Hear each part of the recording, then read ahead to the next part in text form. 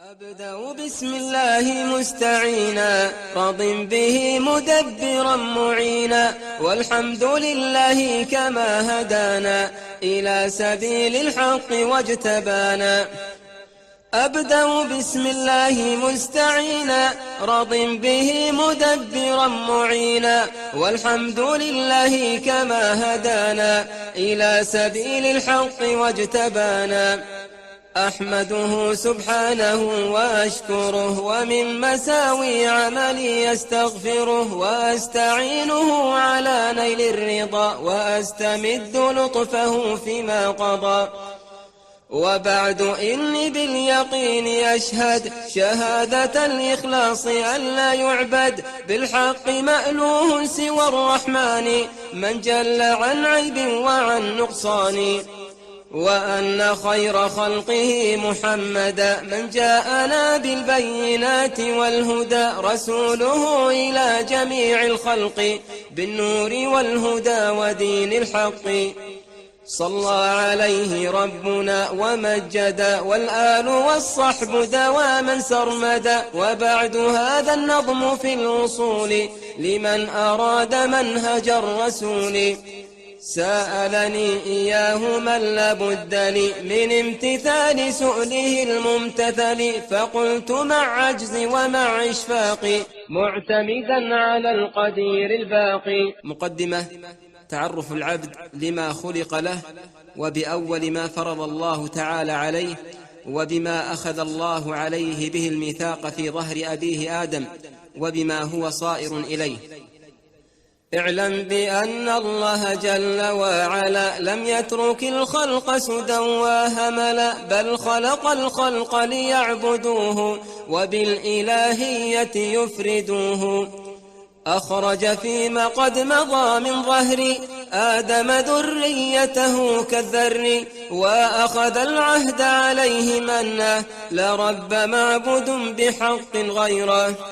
وبعد هذا رسله قد أرسل لهم، وبالحق الكتاب أنزل، لكي بذا العهد يذكروهم وينذروهم ويبشروهم، كي لا يكون حجة للناس بل لله أعلى حجة عز وجل. فمن يصدقهم بلا شقاق فقد وفى بذلك الميثاق، وذاك ناج من عذاب النار، وذلك الوارث عقب الدار. ومن بهم وبالكتاب كذب ولازم الإعراض عنه والإباء، ومن بهم وبالكتاب كذب ولازم الإعراض عنه والإباء، فذاك ناقض كلا العهدين مستوجب للخزي في الدارين. فصل في كون التوحيد ينقسم إلى قسمين، وبيان النوع الأول وهو توحيد المعرفة والإثبات.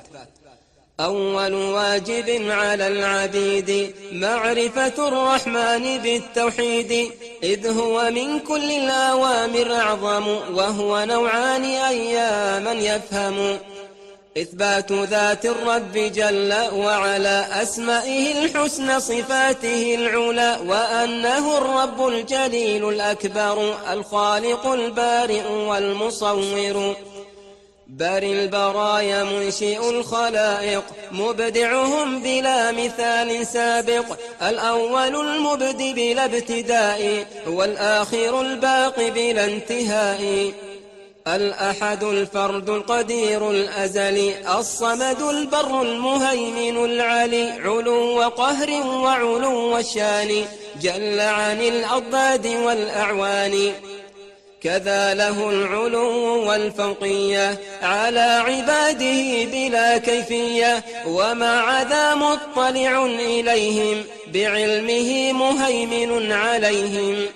وذكره للقرب والمعية لم ينفل العلو والفوقية، فإنه العلي في دنوه، وهو القريب جل في علوه. حي وقيوم فلا ينام، وجل أن يشبهه الأنام، لا تبلغ الأوهام كنه ذاته، ولا يكيف الحجى صفاته.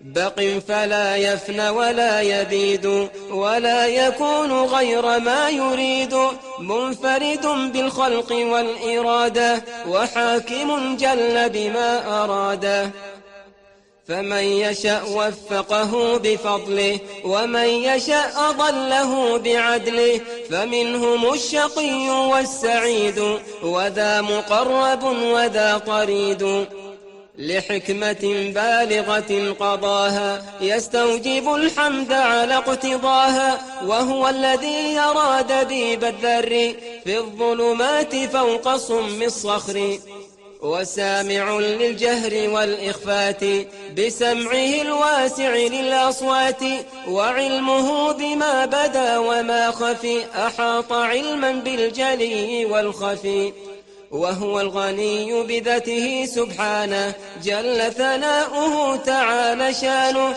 وكل شيء رزقه عليه وكلنا مفتقر إليه كلم موسى عبده تكليما ولم يزل بخلقه عليما كلامه جل عن الإحصاء والحصر والنفاد والفناء لو صار أقلاما جميع الشجر والبحر تلقى فيه 7 أبحر والخلق تكتبه بكل آن فنت وليس القول منه فاني والقول في كتابه المفصل بأنه كلامه المنزل على الرسول المصطفى خير الورى ليس بمخلوق ولا بمفترى يحفظ بالقلب وباللسان يتلى كما يسمع بالأذان كذا بالأبصار إليه ينظر وبالآيات خطه يسطر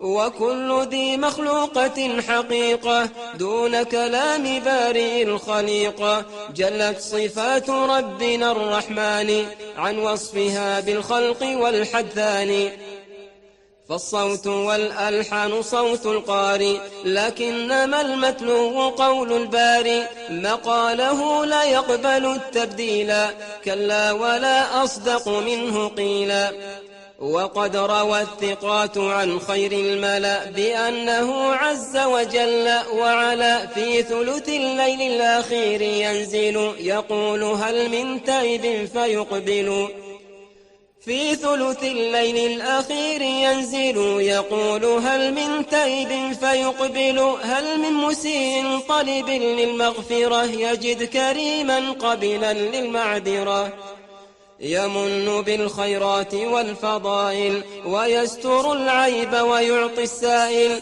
وأنه يجيء يوم الفصل كما يشاء للقضاء العدل وأنه يرى بلا إنكار في جنة الفردوس بالأبصار كل يراه رؤية العيان كما أتى في محكم القرآن وفي حديث سيد الأنام من غير ما شك ولا إبهام رؤية حق ليس يمترونها كالشمس صحوا لا سحاب دونها رؤية حق ليس يمترونها كالشمس صحوا لا سحاب دونها وخص بالرؤية أولياؤه فضيلة وحجبوا أعداؤه وكل ما له من الصفات أثبتها في محكم الآيات أو صح فيما قاله الرسول فحقه التسليم والقبول نمرها صريحة كما أتت مع اعتقادنا لما له اقتضت من غير تحريف ولا تعطيل وغير تكييف ولا تمثيل بل قولنا قول أئمة الهدى طوبى لمن بهديهم قد اهتدى وسم ذا النوع من التوحيد توحيد إثبات بلا ترديد قد أفصح الوحي المبين عنه فالتمس الهدى المنير منه لتتبع أقوال كل مارد غو مضل مرق معاند لتتبع أقوال كل مارد غو مضل مرق معاند فليس بعد رد ذا التبيان مثقال ذرة من الإيمان فصل في بيان النوع الثاني من التوحيد، وهو توحيد الطلب والقصد، وأنه هو معنى لا إله إلا الله. هذا وثاني نوعي التوحيد إفراد رب العرش عن نديد، أن تعبدوا الله إلها واحدا معترفا بحقه لجاحدا، وهو الذي به الإله أرسل رسله يدعون إليه أولا، وأنزل الكتاب والتبيان من أجله وفرق الفرقان، وكلف الله الرسول المجتبى قتال من عنه تولى وأبى، حتى يكون الدين خالصا له سرا وجهرا دقه وجله. وهكذا أمته قد كلفوا بذا، وفي نص الكتاب وصفوا، وقد حوته لفظة الشهادة، فهي سبيل الفوز والسعادة. من قالها معتقدا معناها، وكان عاملا بمقتضاها في القول والفعل، ومات مؤمنا يبعث يوم الحشر ناج آمنا. فإن معناها الذي عليه دلت يقينا وهدت إليه، أن ليس بالحق إله يعبد إلا الإله الوحيد المنفرد، أن ليس بالحق إله يعبد إلا الإله الوحيد المنفرد، بالخلق والرزق وبالتدبير جل عن الشريك والنظير، وبشروط 7 قد قيدت، وفي نصوص الوحي حقا وردت، فإنه لم ينتفع قائلها بالنطق إلا حيث يستكملها، فإنه لم ينتفع قائلها بالنطق إلا حيث يستكملها، العلم واليقين والقبول والانقياد فادر ما أقول، العلم واليقين والقبول والانقياد فادر ما أقول،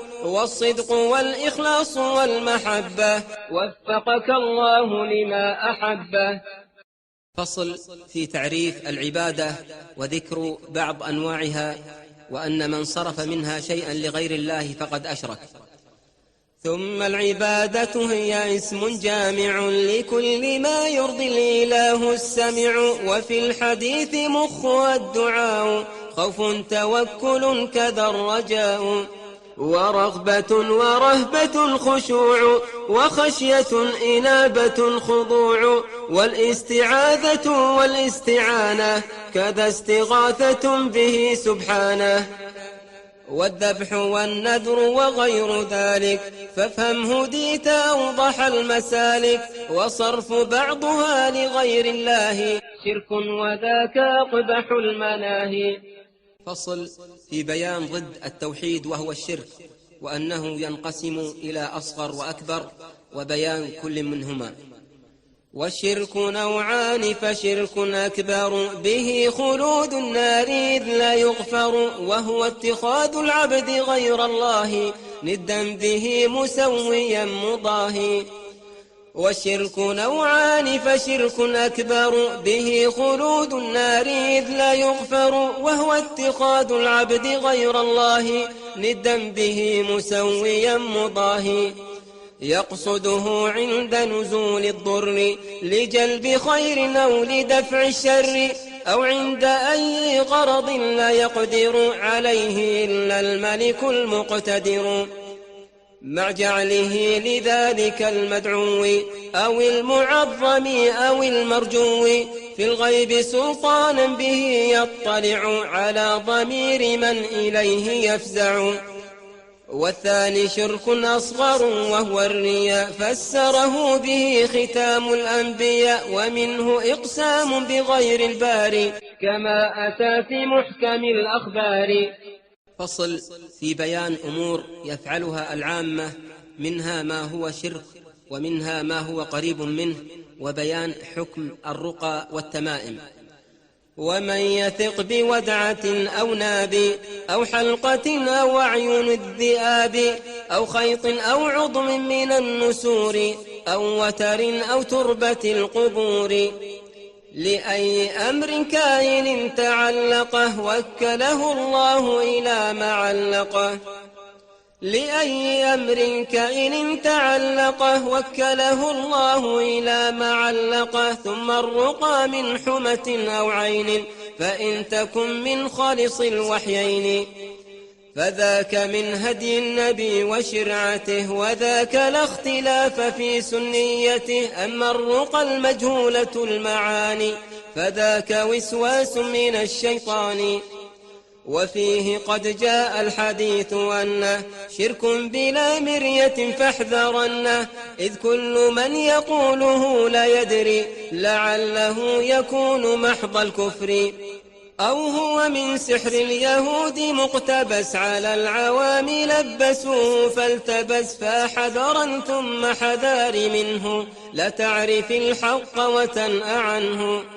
وفي التمائم المعلقات إن تك آية مبينات فالاختلاف واقع بين السلف فبعضهم أجازها والبعض كف. فالاختلاف واقع بين السلف فبعضهم أجازها والبعض كف. وإن تكن مما سوى الوحيين فإنها شرك بغير مين.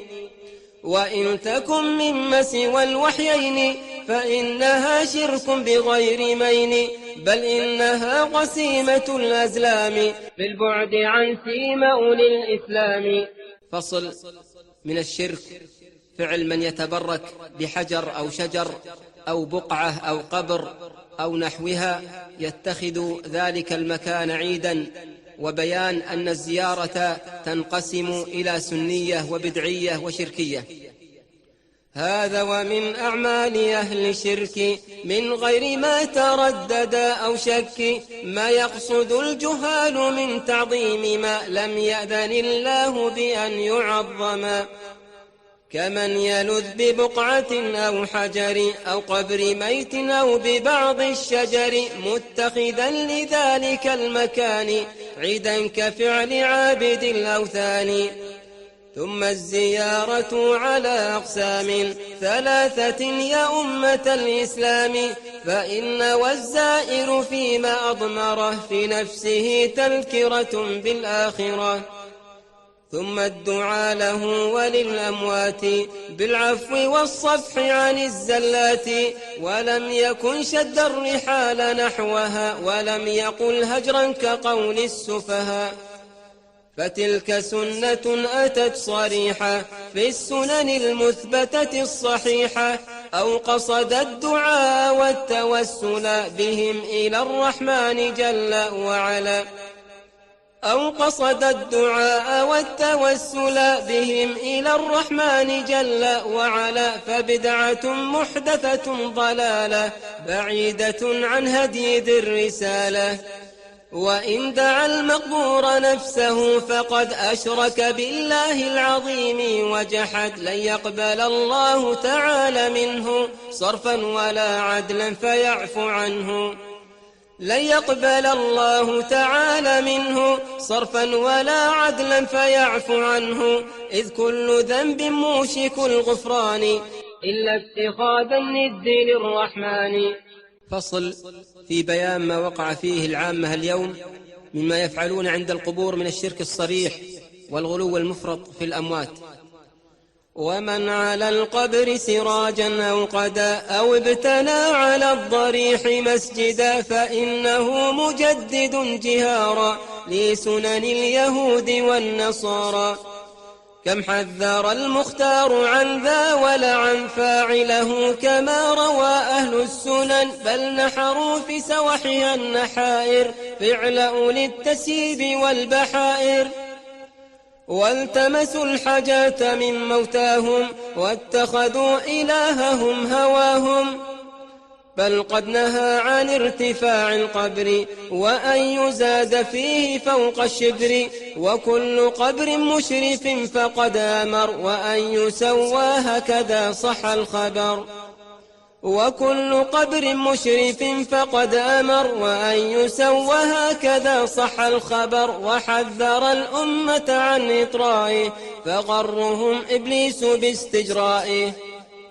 فخالفوه جهرة وارتكبوا ما قد نهى عنه ولم يجتنبوا. فانظر إليهم قد غلوا وزادوا ورفعوا بناءها وشادوا.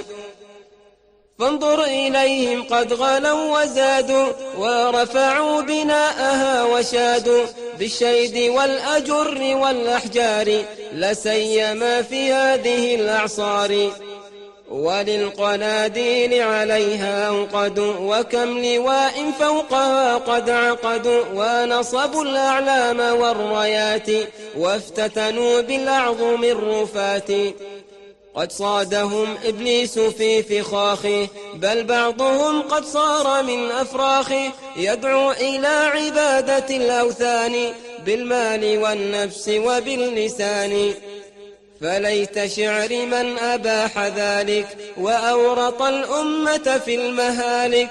فيا شديد الطول والإنعام إليك نشكو محنة الإسلام. فصل في بيان السحر وحد الساحر، وأن منه علم التنجيم، وذكر عقوبة من صدق كاهنا. والسحر حق وله تأثير لكن بما قدره القدير. أعني بذا التقدير ما قد قدره في الكون لا في الشرعة المطهرة. واحكم على الساحر بالتكفير وحده القتل بلا نكير.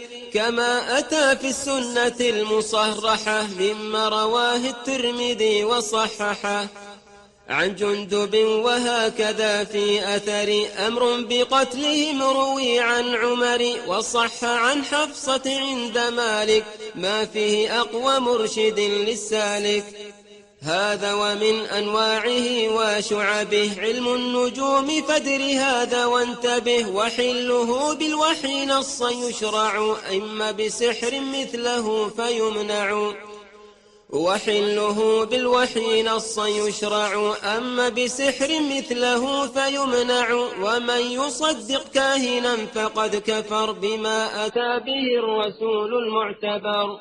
فصل يجمع معنى حديث جبريل المشهور في تعليمنا الدين، وأنه ينقسم إلى 3 مراتب: الإسلام والإيمان والإحسان، وبيان أركان كل منهما.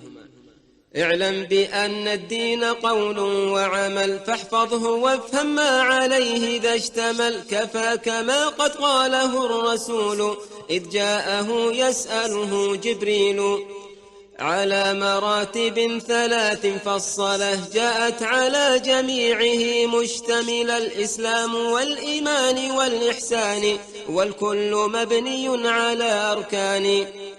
فقد أتى الإسلام مبني على 5 فحقق وادر ما قد نقل. أولها الركن الأساس الأعظم وهو الصراط المستقيم الأقوم.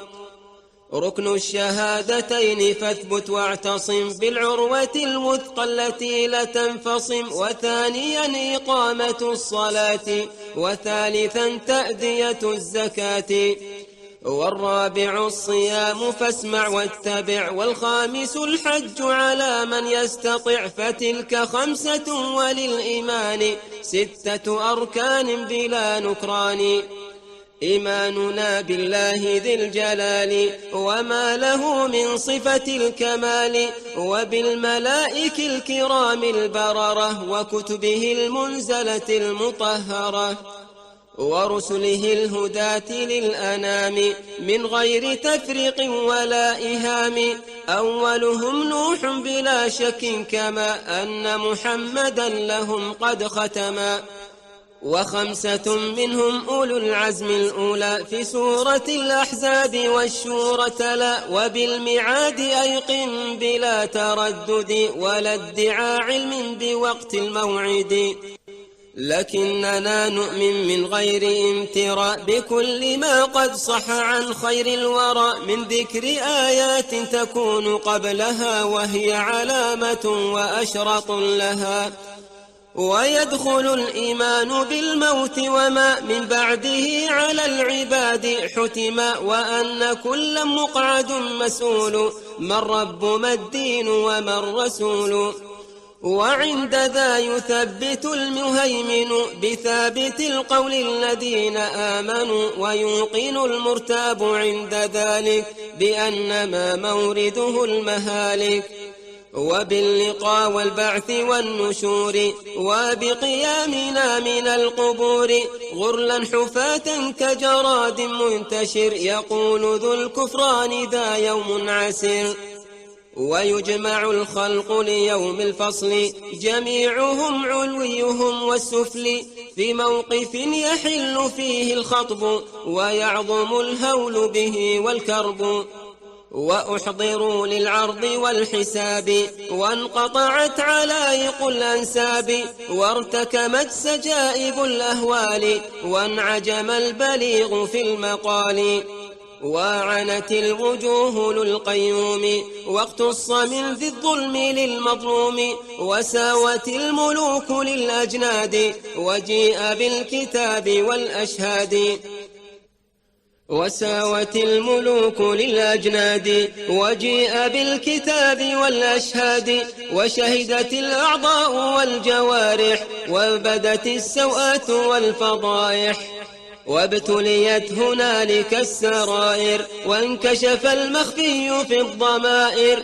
وأنشرت صحائف الأعمال تؤخذ باليمين والشمال، طوبى لمن يأخذ باليمين كتابه بشر بحور عين، والويل للآخذ بالشمال وراء ظهر للجحيم صال، هو الوزن بالقسط فلا ظلم ولا يؤخذ عبد بسوى ما عمل، فبين ناج راجح ميزان ومقرف أوبقه عدوان، وينصب الجسر بلا امتراء كما أتى في محكم الأنباء، يجوزه الناس على أحوال بقدر كسبهم من الأعمال، فبين مجتاز إلى الجنان ومسرف يكب في النيران، والنار والجنة حق وهما موجودتان لا فناء لهما،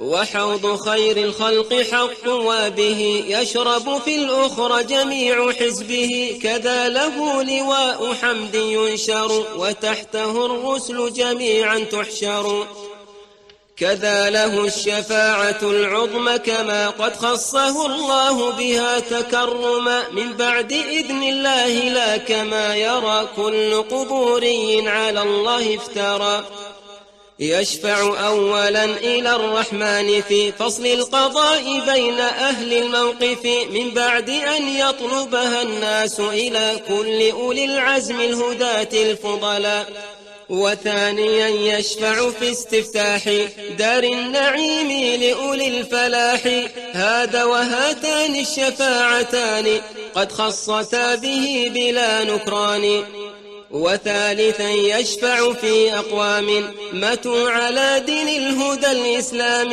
وأوبقتهم كثرة الآثام فأدخلوا النار بذا الإجرام، أن يخرجوا منها إلى الجنان بفضل رب العرش ذي الإحسان، وبعده يشفع كل مرسل وكل عبد ذي صلاح وولي، ويخرج الله من النيران جميع من مات على الإيمان، في نهر الحياة يطرحون فحما فيحيون وينبتون، كأنما ينبت في هيئات حب حميل السيل في حفاته، والسدس الإيمان بالأقدار فأيقنا بها ولا تماري، فكل شيء بقضاء وقدر والكل في أم الكتاب مستقر، لا نوء لا عدوى ولا طير ولا عم قضى الله تعالى حولا،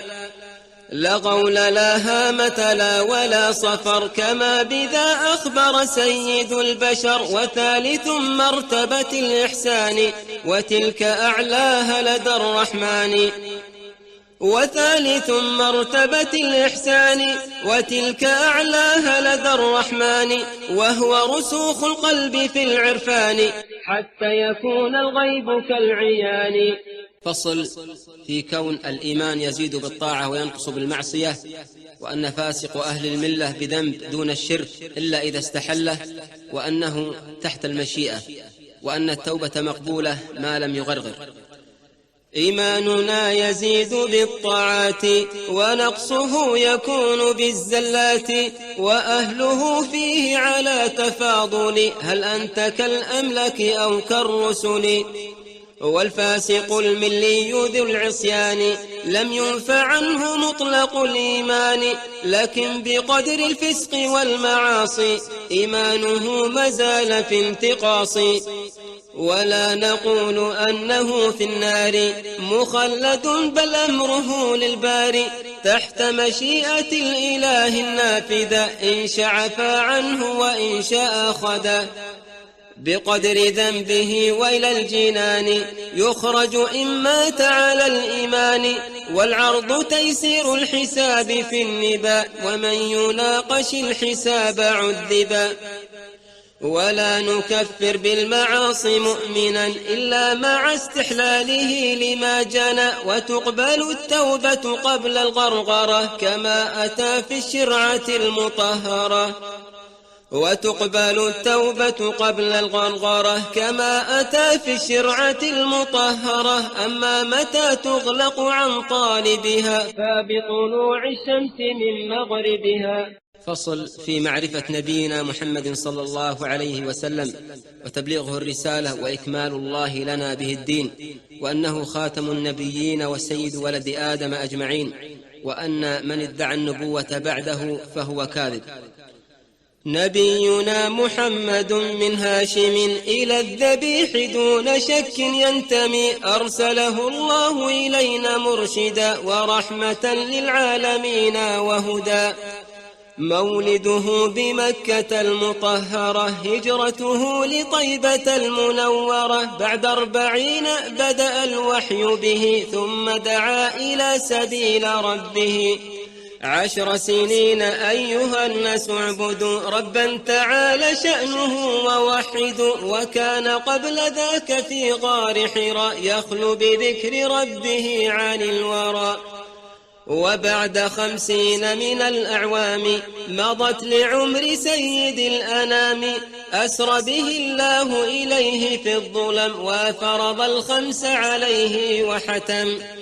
وبعد أعوام 3 مضت من بعد معرج النبي، وانقضت أودن بالهجرة نحو يثربا، مع كل مسلم له قد صحبا. وبعدها كلف بالقتال لشيعة الكفران والضلال، حتى أتوا للدين منقدين، ودخلوا في السلم مذعنين. وبعد أن قد بلغ الرسالة واستنقذ الخلق من الجهالة، وأكمل الله به الإسلام، وقام دين الحق واستقام. قابضه الله العلي الأعلى سبحانه إلى الرفيق الأعلى، نشهد بالحق بلا ارتياب بأنه المرسل بالكتاب، وأنه بلغ ما قد أرسل به، وكل ما إليه أنزل. وكل من بعده قد ادعى نبوة فكاذب فيما ادعى، وكل من بعده قد ادعى نبوة فكاذب فيما ادعى، فهو ختام الرسل باتفاق، وأفضل الخلق على الإطلاق. فصل في من هو أفضل الأمة بعد الرسول صلى الله عليه وسلم، وذكر الصحابة بمحاسنهم، والكف عن مساويهم وما شجر بينهم. وبعده الخليفة الشفيق، نعم نقيب الأمة الصديق، ذاك رفيق المصطفى في الغار، شيخ المهاجرين والأنصار. وهو الذي بنفسه تولى جهاد من عن الهدى تولى، ثانيه في الفضل بلا ارتياب، الصادع الناطق بالصواب. أعني به الشهم أبا حفص عمر، من ظاهر الدين القويم ونصر، الصارم المنك على الكفار، وموسع الفتوح في الأمصار. ثالثهم عثمان ذو النورين ذو الحلم والحياء بغير مين بحر العلوم جامع القرآن منه استحت ملائك الرحمن بايع عنه سيد الأكوان بكفه في بيعة الرضوان والربيع ابن عم خير الرسل أعني الإمام الحق ذا القدر العالي مبيد كل خارجي مارق وكل خب رافضي فاسق من كان للرسول في مكان هارون من موسى بلا نكران لفي نبوة فقد قدمت ما يكفي لمن من سوء ظن سلم فالستة المكملون العشرة وسائر الصحب الكرام البررة وأهل بيت المصطفى الأطهار وتابعوه السادة الأخيار فكلهم في محكم القرآن أثنى عليهم خالق الأكوان في الفتح والحديد والقتال وغيرها بأكمل الخصال كذاك في التوراة والإنجيل صفاتهم معلومة التفصيل وذكرهم في سنة المختار قد سار سير الشمس في الأقطار ثم السكوت واجب عما جرى بينهم من فعل ما قد قدر ثم السكوت واجب عما جرى بينهم من فعل ما قد قدر فكلهم مجتهد مثاب وخطوهم يغفره الوهاب. خاتمة في التمسك بالكتاب والسنة والرجوع عند الاختلاف إليهما فما خالفهما فهو رد. شرط قبول السعي أن يجتمع فيه إصابة وإخلاص مع لله رب العرش لا سواه موافق الشرع الذي ارتضاه وكل ما خالف للوحيين فإنه رد بغير مين وكل ما فيه الخلاف نصب فرده إليهما قد وجبا فالدين إنما أتى بالنقل ليس بالأوهام وحدس العقل ثم إلى هنا قد انتهيت وتم ما بجمعه عنيت سميته بسلم الوصول إلى سما مباحث الأصول والحمد لله على انتهائي كما حمدت الله في ابتدائي أسأله مغفرة الذنوب جميعها والستر للعيوب ثم الصلاة والسلام أبدا تغشى الرسول المصطفى محمدا ثم جميع صحبه والآل السادة الأئمة الأبدال تدوم سرمدا بلا نفاد ما جرت الأقلام بالمداد ثم الدعاء وصية القراء جميعهم من غير ما استثناء أبياتها يسر بعد الجمل تأريخها الغفران فافهم وادع لي